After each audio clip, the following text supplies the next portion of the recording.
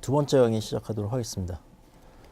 자, 지난 시간에 통칙 1부터 3 가 부분까지 지금 봤었는데 통칙 3부터 다시 한번 짚고 넘어가도록 할게요. 통칙 3. 통칙 3은 두 가지 이상의 어떤 혼합물, 복합물 뭐 이런 것들을 분류하는 규정이라고 말씀드렸죠. 통칙 3 전문을 보시면 이 통칙 제2호 나목, 통칙 제2호 나목 그리고 그 밖에 다른 이유, 두 가지 사유로 동일한 물품이 둘 이상의 호에 분류되는 것을 볼 수 있는 물품인 경우의 품목 분류는 다음에 규정하는 바에 따른다라고 해서 통칙 3이 적용되는 사유를 이렇게 두 가지로 규정을 하고 있습니다. 통칙 2호 나목의 끝부분을 보시면 두 가지 이상의 재료나 물질로 구성된 물품에 대해서 얘기가 나오고 이러한 물품은 통칙 3을 따라라 라는 식으로 이제 규정이 되어 있죠. 그래서 이런 경우와 그 다음에 기타 다른 이유. 기타 다른 이유라고 하면 뭐 이 두 가지 이상의 재료나 물질로 구성된 물품 이외의 어떤 다른 이유일 텐데 대부분 표현 방법에 따라서 여러 가지 물품으로 분류될 수 있는 경우라고 말씀을 드렸습니다. 예를 들어서 뭐 철강제 포크, 뭐 포크가 있다면 우리가 식탁에서 사용하는 포크, 뭐 83류인가요? 포크라는 어떤 호의 용어가 있는데 73류에 보면 철강제의 주방용 용품 뭐 이런 식으로 돼 있죠. 그래서 뭐 클래스냐, 네임이냐를 따져서 뭐 보는 것들, 그런 것들이 이제 기타 다른 이유가 되겠고요. 그래서 대부분 기타 다른 이유에는 구체적 표현, 통칙 3가, 통칙 3가에 해당하는 구체적 표현 원칙에 따라서 분류를 하게 되고요. 대부분입니다. 반드시 그런 건 아니고 대부분 그렇고 이 두 가지 이상의 재료나 물질로 구성된 물품은 이 어떤 표현 방법이기보다는 그 성분이나 뭐 이런 본질적인 특성을 따져야 되기 때문에 본질적 특성에 의한 분류, 통칙 3의 나 부분을 적용해서 대부분 분류를 하게 됩니다. 그래서 가장 구체적 표현 분류 원칙, 지난 시간에 설명을 드렸듯이 가장 구체적으로 표현된 호가 일반적 표현을 우선한다라고 말씀을 드렸습니다. 그래서 뭐 네임이냐 클래스냐 따졌을 때 네임이 우선한다라고 했죠. 하지만 다만 이 단서 규정이 굉장히 중요하다고 말씀드렸어요. 그래서 컨베이어용 벨트, 플라스틱재와 고무재로 이루어진 컨베이어용 벨트를 어떻게 분류를 할까? 각각 50%로 구성되어 있다면 뭐 40105에 고무재 컨베이어용 벨트가 있지만 그 고무재만 뭐 구체적으로 표현한 게 아니라 플라스틱도 호의 용어에는 없지만 구체적으로 표현한 것으로 간주를 해서 동등하게 표현된 것으로 봐라. 그래서 통칙 3의 가 부분을 적용할 수 없다라고 말씀드렸습니다. 그래서 기억나시죠? 이렇게 보시면 되고 통칙 3 나 본질적 특성 부여 분류 원칙, 이 부분이 사실은 통칙에서 좀 어떻게 보면 가장 중요하고 시험에도 자주 나오고 문제 내기도 좋고 그런 규정입니다. 따라서 이 부분을 좀 잘 학습을 하셔야 되는데 그래서 설명을 좀 자세히 드리려고 해요. 그래서 보시면 본질적 특성 부여 분류 원칙이라고 제목을 달았는데 뭐 이런 식으로 쓰셔도 크게 무리는 없으실 거예요. 이렇게 쓰셔도 되고 규정을 보면 혼합물, 서로 다른 재료로 구성되거나 서로 다른 구성 요소로 이루어진 복합물과 그 다음에 소매용으로 하기 위해 세트로 된 물품으로서 과목에 따라 분류할 수 없는 것은 가능한 한 이들 물품의 본질적인 특성을 부여하는 재료나 구성 요소로 이루어진 물품으로 보아 분류한다라고 했습니다. 그래서 통칙 3 나가 이 통칙 3 나가 적용될 수 있는 경우는 딱 여기서 규정을 해주고 있어요. 혼합물, 서로 다른 재료로 구성, 그다음에 서로 다른 구성 요소로 구성되어 있는 거, 복합물, 그다음에 소매용 세트, 소매용으로 하기 위해 세트로 된 물품, 이렇게 두 가지 이상의 물질이 혼합된 것, 그다음에 서로 다른 재료로 구성된 복합물, 서로 다른 구성 요소로 제조된 복합물, 그다음에 소매용 세트 물품, 이렇게 네 가지 경우에만 통칙 3 나가 적용될 수 있는 여지가 있는 겁니다. 이거 반드시 좀 통칙 3 나를 서술하실 때는 이거를 좀 풀어서 이렇게 목차를 하나 잡아주시는 게 좀 눈에 확 띄어서 보기가 좋습니다. 그래서 적용 대상 물품이라고 하나 잡아서 목차를 잡아서 좀 적어주시는 게 좋고요. 그럼 본질적인 특성이 뭐냐? essential character라고 영문으로는 뭐 essential character라고 하죠. essential character. 도대체 본질적인 특성이 그 물품에 대한 본질적인 특성이 뭐냐? 지난 시간에도 말씀을 드린 것 같은데 본질적인 특성은 뭐 그때그때 다릅니다. 말 그대로 제시된 물품의 상태 어떤 그런 거에 따라서 다르기 때문에 물품 특성에 따라 다르고 뭐 가격도 봐야 되고 재료도 고려를 해야 되고 용도, 기능 뭐 이런 것들을 종합적으로 고려해서 본질적 특성을 파악을 하게 되는 겁니다. 그래서 해설서나 무슨 규정이나 본질적인 특성이 뭔지에 대해서 정확하게 규정이 없어요. 해설서에는 이런 식으로만 얘기를 해주고 있습니다. 물품의 특성에 따라 중량, 수량, 부피, 면적, 가격 또는 기능이나 역할 이런 것들에 중요한 게 어느 하나 또는 둘 이상 종합적으로 고려를 해서 결정을 해라. 뭐 어떤 이 중에서 여러 가지 지금 요소가 있는데 본질적인 특성을 결정하는 요소라고 생각해 주시면 되고요.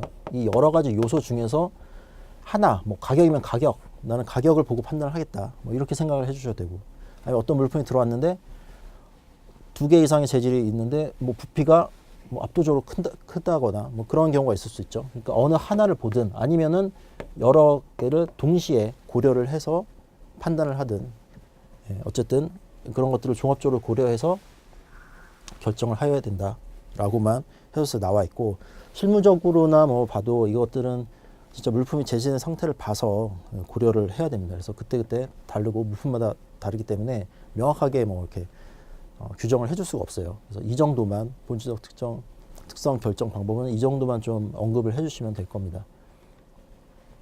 그래서 각각 좀 디테일하게 보면 혼합물은 그럼 뭐냐? 혼합물 대부분 뭐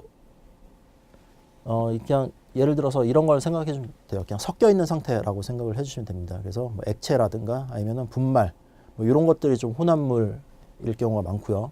보시면 뭐 현미, 찹쌀, 현미, 보리, 흑미 그냥 섞여 있는 거죠. 아무 그냥 성분만 굳이 분리를 하려면 하나하나 골라서 다 분리를 할 수 있는 상태. 혼합물은 그런 겁니다. 분리를 하려면 할 수도 있어요. 그런 상태의 것을 혼합물이라고 생각을 해주시면 되고, 뭐 설탕물 같은 거 생각을 해주셔도 될 것 같아요. 물과 설탕이 그냥 혼합된 거죠. 골고루 섞여 있는 상태입니다. 그거를 어떤 화학적인 처리나 뭐 수증기를 증발시켜서 분리도 할 수 있겠죠. 분리를 굳이 하려면 할 수 있는 상태를 혼합물이라고 생각해 주시면 될 것 같고요. 그 다음에 서로 다른 재료로 구성된 복합물. 이거는 서로 다른 재료로 구성된 복합물. 대표적으로 뭐 버클 가죽으로 이루어진 가죽재 뭐 벨트 이렇게 뭐 이런 걸 생각해 주시면 돼요. 우리가 가죽재 벨트라고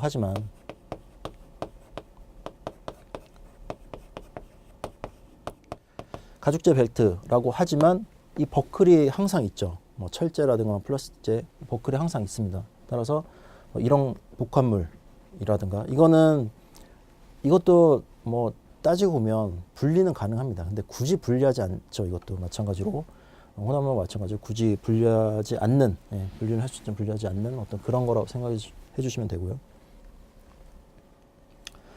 그 다음에 서로 다른 구성 요소, 아까는 재료였죠. 이거는 구성 요소입니다. 구성 요소라는 의미는 뭐냐면 각각의 물품은 하나의 완제품이라고도 볼 수 있는 거예요. 그래서 이 양념 선반 세트 같은 경우 뭐 이 각각 하나의 양념 통과 그다음에 이 통을 담을 수 있는 용기 이런 걸로 구성된 것들, 서로 다른 구성 요소, 다른 구성 요소 이루어진 복합물.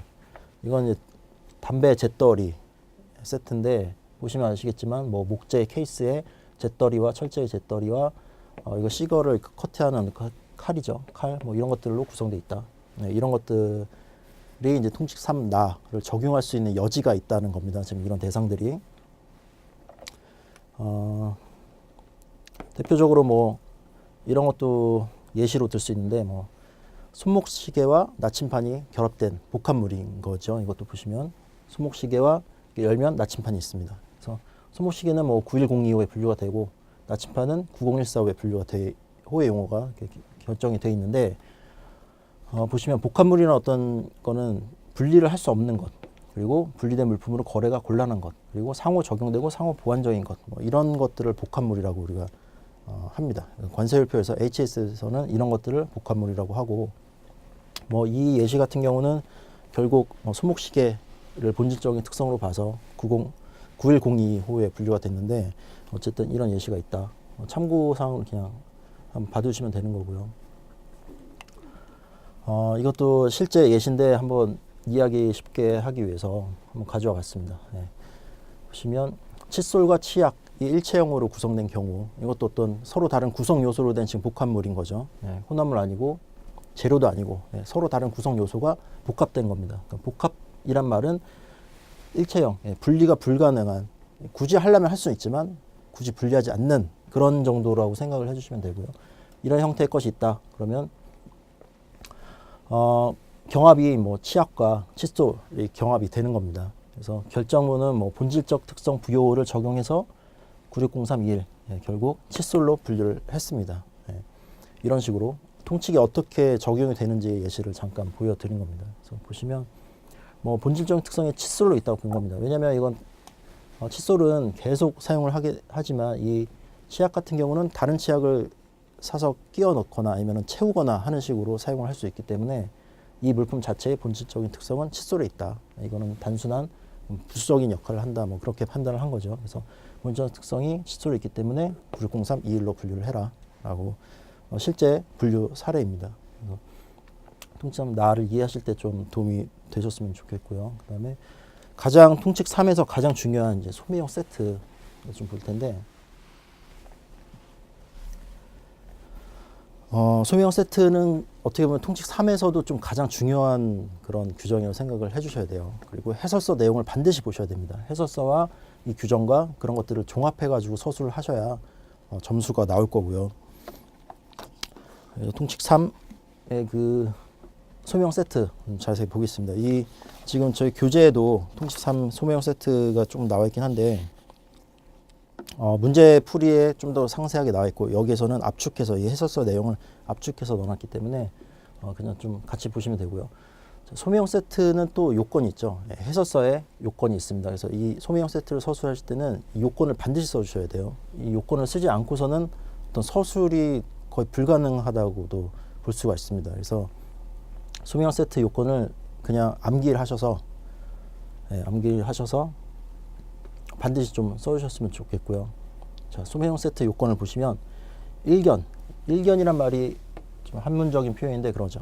그냥 딱 봤을 때 첫눈이라는 표현입니다. 첫눈에 딱 봤을 때 서로 다른 호에 분류될 수 있을 것으로 보이는 둘 이상의 물품으로 구성이 되어 있다. 세트라는 게 그런 거죠. 세트라는 게 어떤 여러 물품을 하나의 포장이나 뭐 이런 것들을 구성한 걸 세트라고 볼 수 있는데, 관세율표에서 말하는 세트와 우리가 일반적으로 말하는 세트는 조금 그 의미가 다릅니다. 따라서 관세율표에서 어떤 것들을 세트로 부르는지가 이 요건에서 나타나주는 거기 때문에 반드시 좀 서술을 해주셔야 되고요. 자, 그래서 요건 첫 부분 처음 봤을 때 서로 다른 호에 분류될 수 있는 물품들로 구성이 되어 있어야 되고, 그 다음에 어떤 요구를 충족을 시켜야 되고 특정 활동을 수행하기 위해 함께 조합하는 물품이어야 됩니다. 그리고 재포장 없이 소비자에게 직접 판매하는 데 적합한 방법으로 포장이 돼 있어야 된다.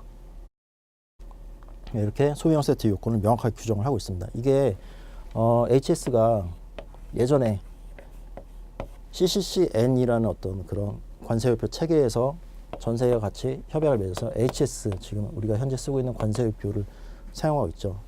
CCCN에서는 4단위까지만 사용을 했었고 HS로 넘어오면서 이제 6단위로 바뀌었습니다. 그래서 6단위로 바뀌면서 뭐 통칙 6도 생겼고요. 그다음에 CCCN을 드리고 싶은 말은 CCCN에서는 이 소매형 세트 요건이 굉장히 허술했어요. 그냥 편의, 운송을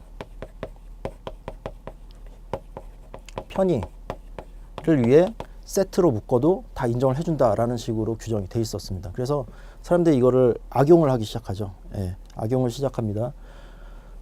세율이 낮거나 아니면 요건이 적은 어떤 그런 물품에 자기가 필요한 물품을 같이 세트로 구성을 해서 막 들여오는 거예요. 그리고 벌크여도 상관없었고요.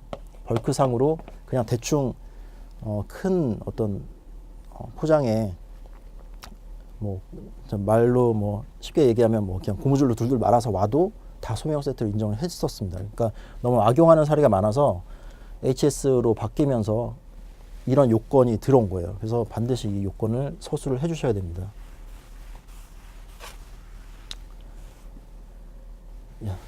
그래서 일견 뭐 처음 봤을 때 서로 둘 이상 물품으로 구성되고 어떤 요구를 어떤 목적이 있어야 된다는 거예요. 그 세트를 구성하는데 어떤 목적, 요구나 뭐 특정 활동 수행하기 위한 어떤 목적이 있어야 된다는 거고, 그 다음에 재포장 없이 소비자에게 직접 판매를 해야 된다.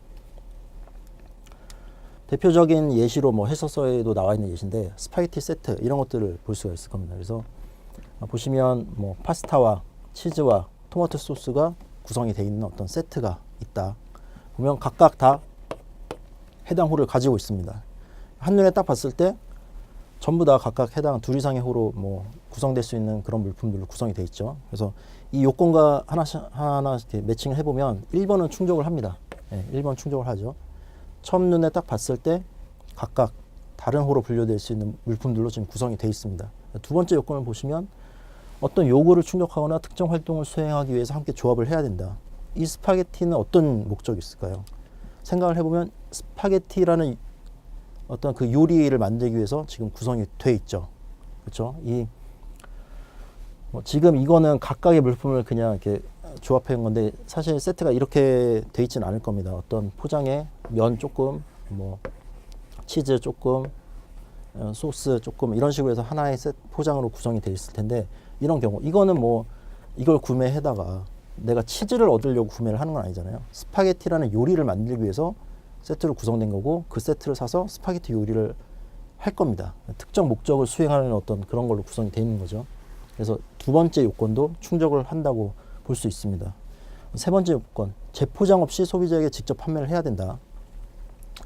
지금 이거는 맞지 않다고 말씀드렸죠. 아까처럼 그런 그림이 있을 때 그렇게 하나로 라면 같은 걸 생각을 해주시면 될 것 같은데 라면 봉지 안에 스프와 뭐 건더기와 이런 것들이 하나로 딱 돼 있어서 그걸 뭐 따로 또 포장을 하거나 이러지 않고 직접 그냥 판매하는 수준을 포장이 돼 있죠. 그런 수준을 의미하는 겁니다. 그럼 그렇게 되면 이거를 세트 요건을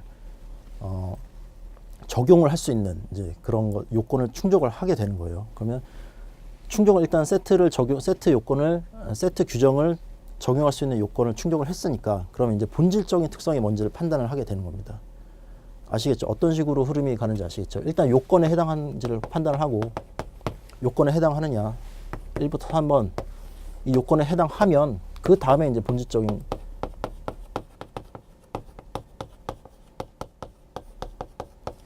본질적 특성을 판단을 하게 됩니다. 그럼 이 셋 중에 도대체 뭐가 본질적인 특성일까를 판단을 하게 되는 겁니다. 그래서 최종적으로 이 스파게티 세트는 파스타의 본질적인 특성이 있다고 보고 1902 쪽에 분류가 됩니다. 뭐 우리가 즐겨 먹는 라면 같은 거 다 1902 쪽에 이렇게 면에 본질적인 특성이 있다고 판단을 했습니다. 세트 물품은 이런 식으로 이제 분류를 하게 되는 거고요. 이발용 세트 이것도 볼까요? 뭐 전기 이발기, 브러쉬, 빗, 가위, 타월 각각 해당을 가지고 있습니다. 이것도 한번 하나하나 살펴보면 딱 처음에 봤을 때 해당하는 호를 다 가지고 있죠. 서로 다른 구성하는 호를 가지고 있죠. 그리고 두 번째 요건 보면 특정 목적이 있냐, 이발하려는 어떤 목적이 있죠. 이걸 가지고 이발을 하기 위해서 이렇게 구성이 된 겁니다. 그리고 세 번째 재포장 없이 하나의 소비자에게 직접 판매하는 어떤 형상으로 되어 있습니다. 일단 요건을 충족했죠. 본질적인 특성이 어디 있는지를 따진 겁니다. 본질적인 특성이 어디 있냐. 또 결국 이발은 이발기에 있다라고 해서 8510 전기 이발기죠. 전기 이발기 8510호에 분류가 됐습니다.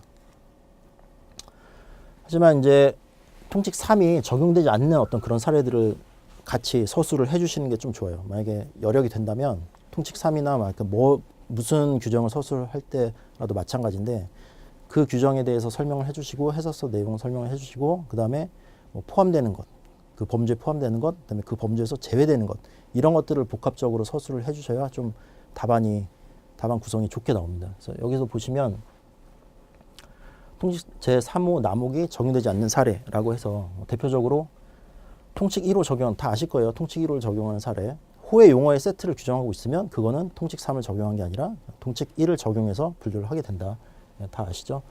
제도용 세트라고 90175에 아예 호의 용어 자체에 세트란 규정이 있기 때문에 이거는 뭐 통칙 3 적용할 여지가 없죠. 그냥 통칙 1에서 통칙 1 수준에서 이 세트를 분류를 할 수가 있게 됩니다. 이런 경우는 통칙 3을 적용한 게 아니다. 그런 것들이 꽤 돼요. 보시면 관세율표를 한번 쭉 호의 용어나 뭐 이런 것들을 주규정을 한번 찾아보시면 그런 것들이 쭉 꽤 됩니다. 그래서 보시면은 뭐 러그용 세트, 그다음에 81호에 보시면 공구 세트 이런 것들 분류가 되고요. 82145에 매니큐어 페디큐어 세트 이런 거. 그다음 84845에 재질 다른 거 세트로 하거나 뭐 소포장한 게스킷이라면 뭐 어떤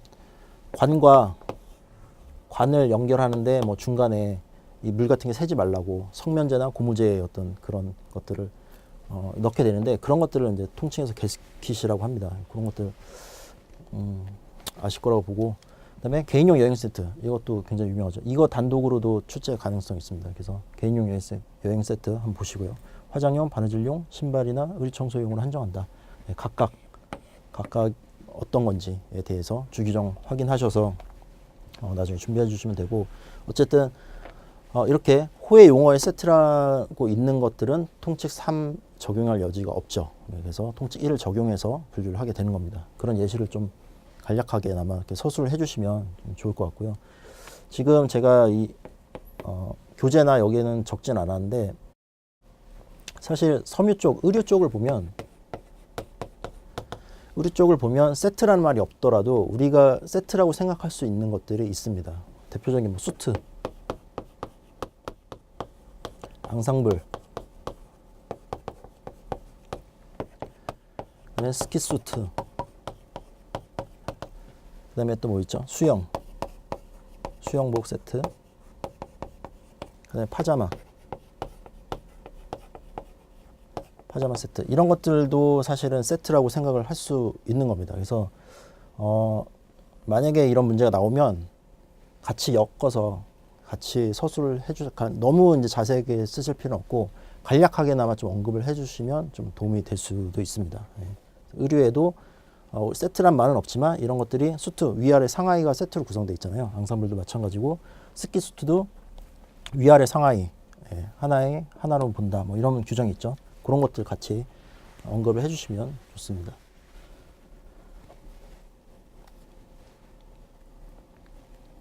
네, 그리고 세트 물품을 이렇게 보고 세트 물품으로 인정할 수 없는 경우를 한번 볼게요. 뭐 보시면 우리가 이제 아까 말씀드렸듯이 뭐 실생활이나 이런 데서 세트로 분류는 것과 관세율표에서 세트로 분류는 것과 차이가 있다고 말씀을 드렸죠. 관세율표에서는 그 세 가지 요건을 충족을 해야 소매형 세트로 인정을 해주고 통칙 3 나 규정을 적용할 수 있는 이제 요건에 충족이 되는 겁니다. 근데 실생활에서 이런 것들이 다 세트라고 부르지만 그 규정에 충족을 하지 못한다는 거예요. 그래서 예를 보면 뭐 양주와 와인이 그리고 유리컵 이런 것들 선물 세트로 구성이 많이 되죠. 우리가 흔히 세트로 부르지만 이걸 그러면 관세율표에서 세트로 인정을 해줄까를 따져보면 일단 요건을 한번 볼게요. 그 소매형 세트 요건에 해당하는지를 한번 보겠습니다. 첫 번째 요건, 일견 뭐 봤을 때 서로 상이한 해당을 가지고 있냐? 상이한 해당으로 가지고 있어요. 첫 번째 요건은 충족을 합니다. 두 번째 요건, 대부분 두 번째 요건에서 이제 탈락이 되는데, 두 번째 요건, 특정 목적을 가지고 있느냐를 따져보면 이거는 좀 애매한 거예요. 특정 목적? 이걸로 뭘 할까요? 어떤 목적이 있을까요? 뭐 선물하는 목적? 선물용 목적? 아니면 뭐 이걸 섞어서, 자, 목적이 불분명한 겁니다. 그냥 가격에 맞춰서 선물 세트로 팔려고 그냥 구성을 해놓은 거죠. 그리고 이런 것들은 뭐 어떤 서비스 개념, 선물 개념으로 그냥 집어넣은 거고. 자, 목적이 불분명하기 때문에 그 두 번째 요건에 탈락을 해서 이것들은 하나의 호, 뭐 본질적인 뭐 이런 거 따질 필요도 없이 각각 분류를 하게 되는 겁니다. 자, 두 번째 예시 한번 볼까요? 비금속제의 스푼. 우리가 혹시 뭐 티스푼 세트 뭐 이런 것들로 많이 보셨을 거예요. 보시면 이거는 첫 번째 요건에서 그냥 바로 탈락이죠. 한눈에 봤을 때 해당하는 호가 그냥 하나죠. 둘 이상의 호로 구성된 게 없습니다. 그래서 하나의 호에 해당하는 것들이 구성되면 그거는 첫 번째 요건에 탈락하기 때문에 이것도 당연히 세트 요건 적용할 여지가 없는 겁니다. 그리고 우리가 많이 볼 수 있는 이런 과실 통조림, 뭐 통조림 과일, 뭐 이런 것들을 이렇게 과일 바구니에 담아서 세트를 구성하거나 이런 것들 보셨을 텐데, 그런 것들도 특정 요건이 없는 거예요. 아까 스파게티 세트나 뭐 라면 같은 경우는 우리가 스파게티 요리, 뭐 라면 요리 이런 것들을 할 목적이 있지만 과실 통조림과 과실잼 뭐 이런 것들을 뭐 이렇게 같이 구성했다고 해서 이걸 가지고 어떤 요리를 만들 수가 있냐, 뭐 그런 목적을 따져보면 목적이 없죠. 예, 두 번째 요건에서 탈락을 하기 때문에 이것도 소매형 세트 요건은 적용할 수 없고 그냥 각각 분류를 하게 됩니다. 예, 이렇게 해서 통칙 3 나 부분까지 본인적 특성 부여 분류 원칙까지 좀 살펴봤습니다. 이 부분은 굉장히 중요하기 때문에 좀 잘 정리를 해 두셔야 돼요. 그리고 교재도 제가 그 예시라든가 이런 것들을 좀 압축해서 해설서 예시를 압축해서 표현을 해놨으니까 잘 보시고 문제풀이에 또 상세하게 좀 적어놨습니다. 그리고 소매용 세트를 보실 때 항상 보셔야 할 게 이 통칙의 소매용 세트와 6부 또는 7부에 있는 세트 규정 있죠. 이거를 비교해서 좀 보셔야 됩니다. 제가 문제도 구성해 놨기 때문에 나중에 설명을 드릴게요.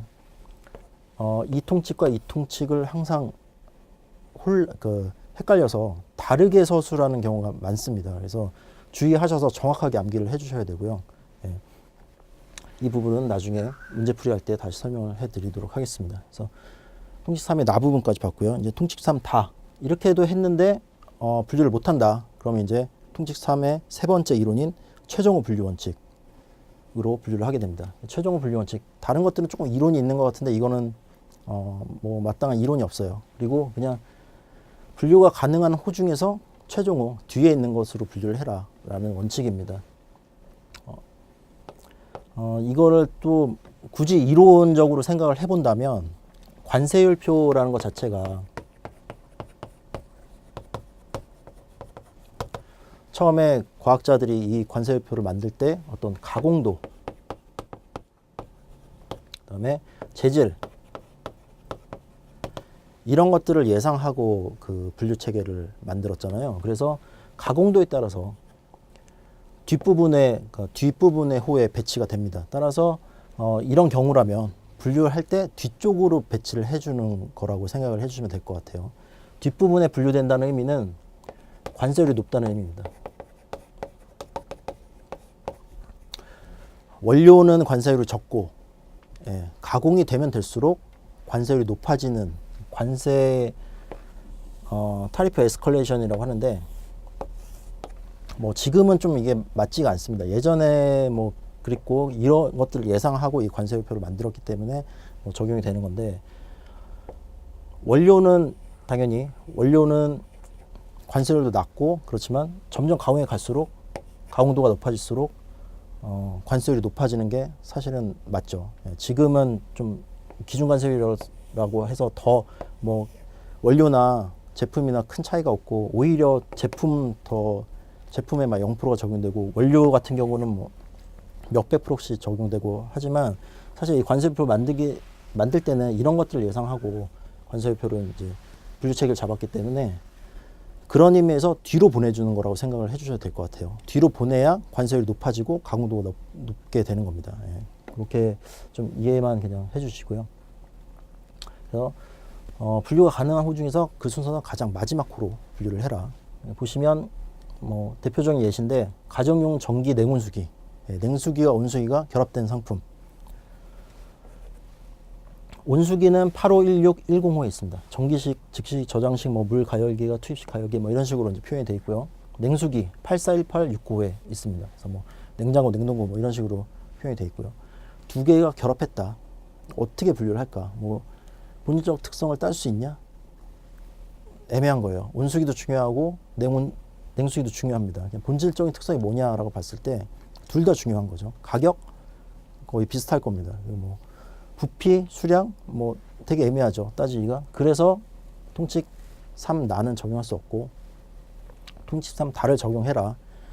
분류가 가능한 호 중에서 뒤에 거 최종호 851610호로 결정이 되는 사례입니다. 그래서 통칙 3 다는 뭐 크게 어려움이 없고요. 뭐 이 정도 예시만 좀 알아두고 계시면 크게 문제가 없으실 겁니다. 그래서 지금까지 통칙 3까지 좀 자세하게 좀 장하게 설명을 드렸는데 그만큼 좀 중요합니다. HS 가장 어떻게 보면 시험 출제 빈도도 높고 다른 것과 매칭해가지고 문제 내기도 굉장히 편하고요. 그렇기 때문에 좀 더 자세하게 좀 학습을 해두실 필요가 있고요. 통치 3까지 했고 다음 시간에 통치 4부터 이제 보도록 하겠습니다.